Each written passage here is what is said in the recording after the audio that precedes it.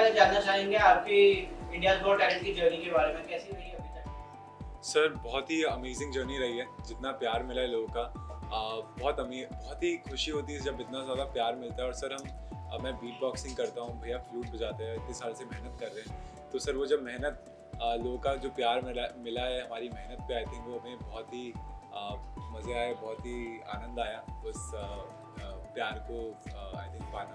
और सबसे बड़ी बात है सर कि हम जो कर रहे थे वो एकदम नया था। एक चैलेंज भी था कि लोगों के सामने एक ऐसा म्यूज़िक जनर हम लोग इंट्रोड्यूस कर रहे हैं जो पहले कभी किसी ने देखा नहीं है, सुना नहीं है। तो एक जिम्मेदारी भी थी, लेकिन जैसा हमको प्यार मिला उससे हमको बहुत कॉन्फिडेंस मिला और ये जर्नी काफ़ी अच्छी हो गई। देखा जाए अगर तो बीट बॉक्सिंग और ऐसे म्यूजिक के बारे में इतना जो है लोग इतना जानते नहीं है, क्या है उसके बारे में आपने नया ट्रेंड क्या किया है? सर बहुत ही आई थिंक हिस्ट्री मेकिंग वाला सीन हुआ है, क्योंकि कभी ऐसा कुछ हुआ नहीं है वर्ल्ड में भी। आप देखोगे कभी फ्लोटिस्ट और बीट बॉक्सर कभी कोलैबोरेट नहीं किया है। तो सर ये बहुत ही आई थिंक वर्ल्ड क्लास चीज़ हुई है इंडियाज़ गॉट टैलेंट पे।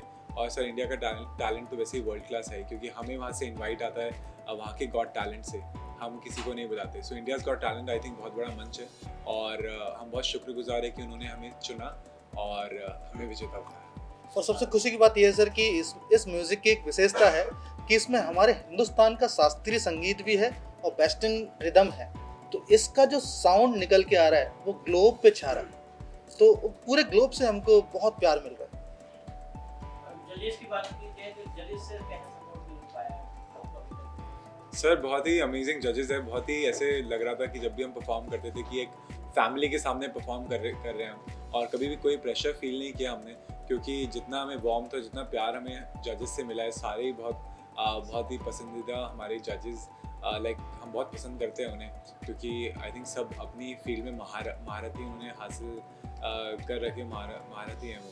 तो बहुत ही अच्छा लगा उनसे मिलके, उनको जान के। और ऑफ स्टेज भी इतना सर फन होता था, तो कोई प्रेशर हमने फील नहीं किया जब भी हम परफॉर्म करते थे।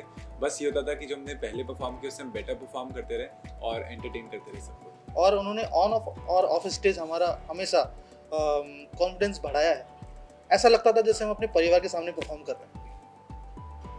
विनिंग मूवमेंट की बात की जाए अगर तो विनिंग मूवमेंट कैसा रहा आपका, क्या कहेंगे? सर विनिंग मोमेंट सर बहुत अमेजिंग रहा, क्योंकि इतने साल से मेहनत कर रहे हैं सर। भैया 18-19 ईयर से फ्लूट प्ले कर रहे हैं, मैं 12 साल से बीट बॉक्सिंग कर रहा हूँ। तो सर वो ऐसा होता है ना कि सालों की मेहनत शायद अब लगा कि शायद रंग लाई है।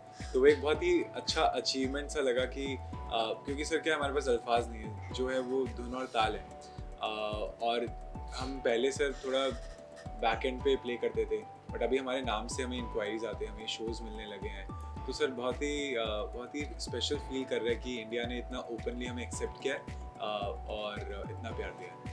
सोनी ने आपको इतना बड़ा प्लेटफॉर्म दिया है, जब आप सोनी में आपने फर्स्ट ऑडिशन दिया तो क्या था उस समय, और अब आप इतने बड़े स्टार बन गए हैं, तो सोनी के लिए आपका क्या है? सर सोनी के लिए मैं यही कहना चाहूँगा कि आई थिंक आपका दिल बहुत खुला हुआ है, बहुत ही आप खुले दिल के कि हमें एक्सेप्ट किया। क्योंकि सर क्या है कि आजकल बहुत घबराहट होती है नई चीज़ों को एक्सपेरिमेंट करने के लिए। आजकल वो थोड़ा फार्मूला 44 ज़्यादा चलने लगा है, बट सोनी आई थिंक मैं सोनी का तहे दिल से शुक्रिया अदा करना चाहूँगा कि उन्होंने हमें मौका दिया और हम पे विश्वास किया और लोगों तक हमें पहुँचाया भी। क्योंकि हमें जिस तरह से प्रमोट भी किया गया है सोनी के द्वारा, आई थिंक वो काबिल तारीफ़ है। क्योंकि सर लोगों तक जब तक पहुँचेगा नहीं तो लोगों को पता कैसे चलेगा कि उन्हें एक्सेप्ट करना है नहीं करना। So thank you so much Sony. तो आई थिंक ये इंडियन हिस्ट्री में, इंडियन रियलिटी शो की हिस्ट्री में पहली बार ऐसा हुआ है कि ऐसा कोई म्यूज़िक जॉनर इंट्रोड्यूस हुआ है।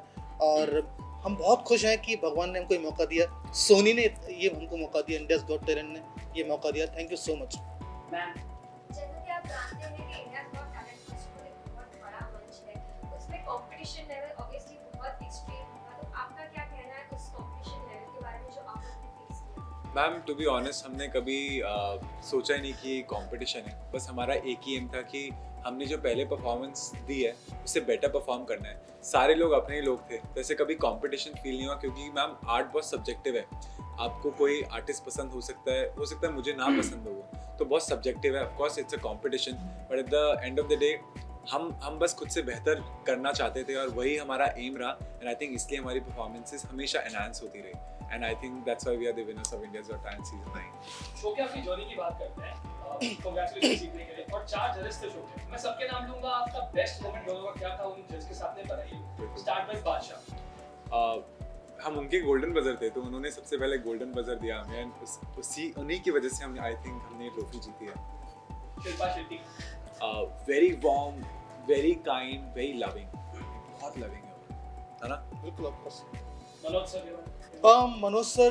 मनोज सर मतलब ऐसे हैं कि उनको देख के लगता नहीं वो जज हैं, ऐसा लगता है कोई बड़ा भाई हमारा सामने चला आ रहा है। तो बड़ा भाई जैसे एक कॉन्फिडेंस फूंक देता है ना आपके अंदर, वो अपने शब्दों से हमारे अंदर ऐसा कॉन्फिडेंस फूंकते थे कि हमको परफॉर्म करने में बहुत मजा आता था। And Kiran ma'am. Kiran ma'am तो देखिए हम दोनों की बहुत ज़्यादा फेवरेट है। हमने इतनी मस्ती करी है मैम के साथ और मैम की सबसे खास बात ये कि मैम फ़ोन यूज़ नहीं करती, तो अब हम भी फ़ोन यूज़ नहीं करते थे, तो जो उनके साथ इंटरेक्शन था वो बहुत ज़्यादा रहा और बहुत मज़ा है उनके साथ, मतलब बात करके, इंटरेक्ट करके, और बहुत लविंग है वो, बहुत काइंड है। ऐसा लगता था जैसे हम अपनी माँ के सामने परफॉर्म कर रहे हैं।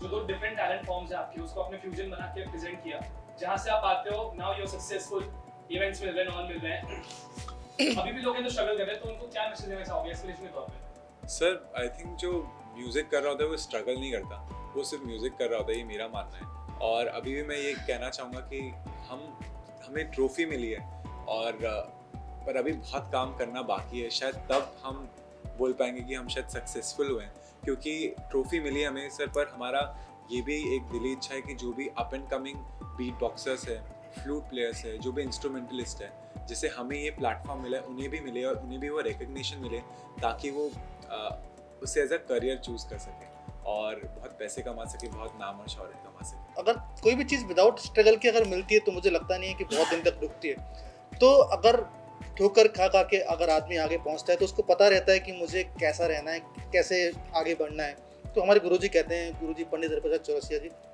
कि मैं स्ट्रगल मैंने किया और मैं आज भी स्ट्रगल कर रहा हूँ, जबकि वो पद्म विभूषण है, उनके पास किसी चीज़ की कमी नहीं है। तो वो कहते हैं कि मैं स्ट्रगल को एंजॉय करता हूँ, मैं चाहता हूँ कि मैं स्ट्रगल करता रहूँ जिससे मुझे सीखने को मिलता रहे।